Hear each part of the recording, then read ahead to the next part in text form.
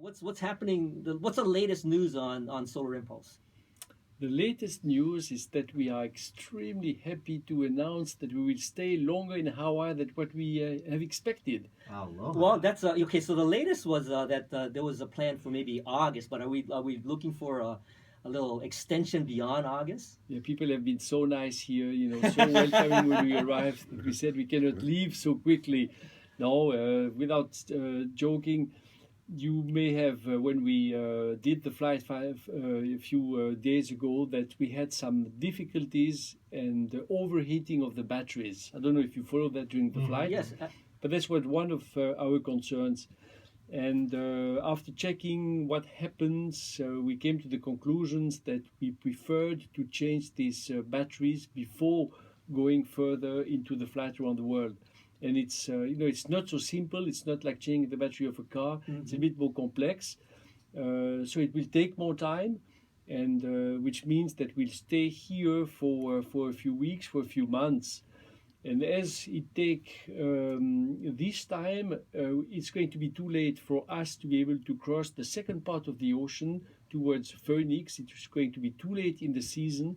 The days will be shorter, the nights will be longer, which of course makes it more difficult for a solar-powered airplane. Mm-hmm. And that's the reason why we have asked, for the hospitality here in Hawaii for the winter.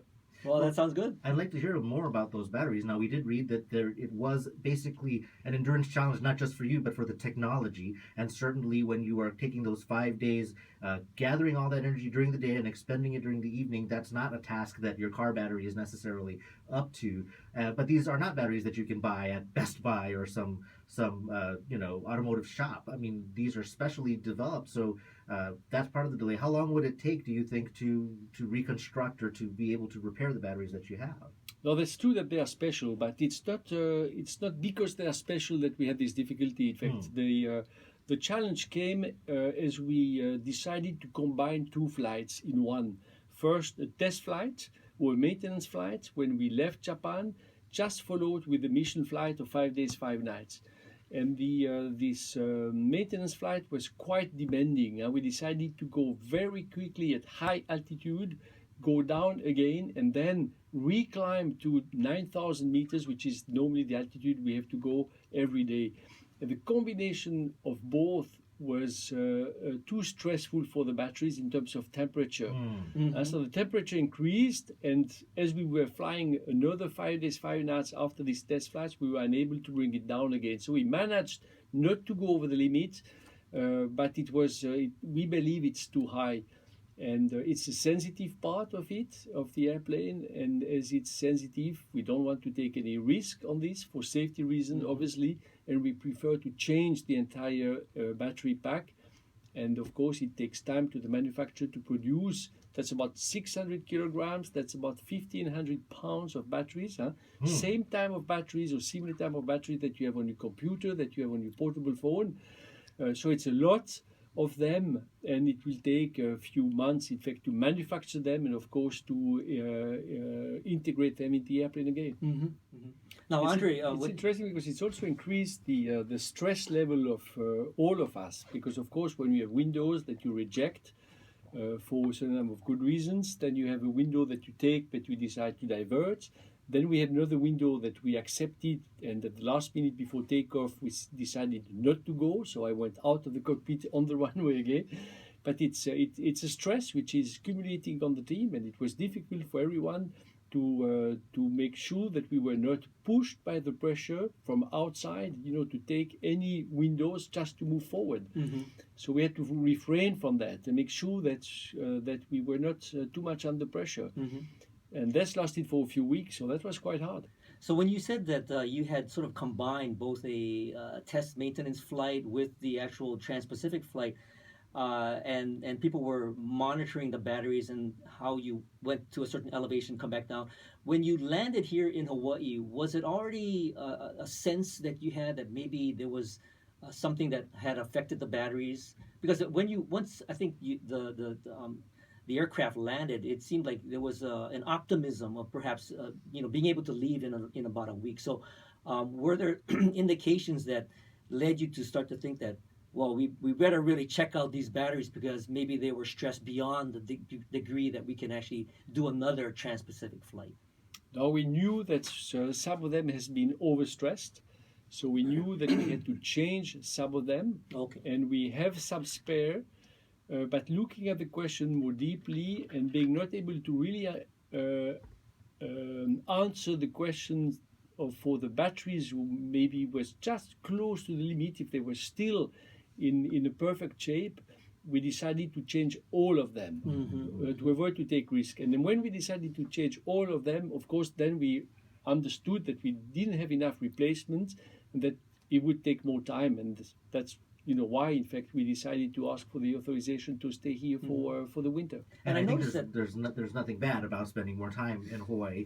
Now, I want to talk about the other limitations. Certainly, the battery was a significant part, and we saw a lot of reporting on that. But it is the weather, this shortening of the days. I mean, basically, your flight over the Pacific, you maximized as much time in the sun as you could. So is the tolerance that tight when you're talking about a day that might be 40 minutes shorter later this year to not get the energy that you need to complete a flight to the United States mainland? Well, first we have to understand the challenge. The challenge is to fly many days, many nights. I mean, almost in an unlimited way. I mean, this airplane can fly a month, but it gets its energy only during the day. And so during the day, with the energy we get from the sun, we need to be able to fly.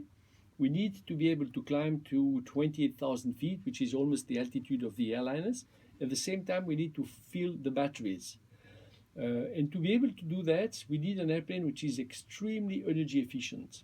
So when we built up this airplane and we started the project, we understood that the project was more about energy management, energy efficiency, than just building a simple airplane. So that was the key question. So that's the reasons why we had the limit, because the airplane is already the size, so it's bigger than a 747, it's the weight of a car, and that's a way, in fact, to reduce energy consumption. So we are the limit. If you look at the energy we get, the energy we use, the possibility to fly through the night with energy we collect during the day.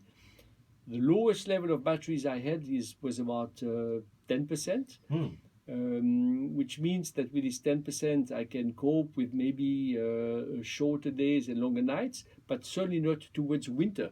So there's a limit, and the limit is somewhere end of August at this latitude. I get it. I was watching the timing after, let's say, leaving Nanjing, going to Nagoya, and looking at the windows that would open up. In fact, I think the choice of the window to get to Hawaii was probably the ideal because it was almost like a doldrum, right? I mean, there was hardly any wind at all. But then as you start to look at entering further into the hurricane season and you're starting to see all the storms coming in from the eastern Pacific, I started to wonder, like, if the aircraft is susceptible to some of these high winds. What were your thoughts as you start to see getting closer and closer to this sort of the peak of our sort of hurricane season?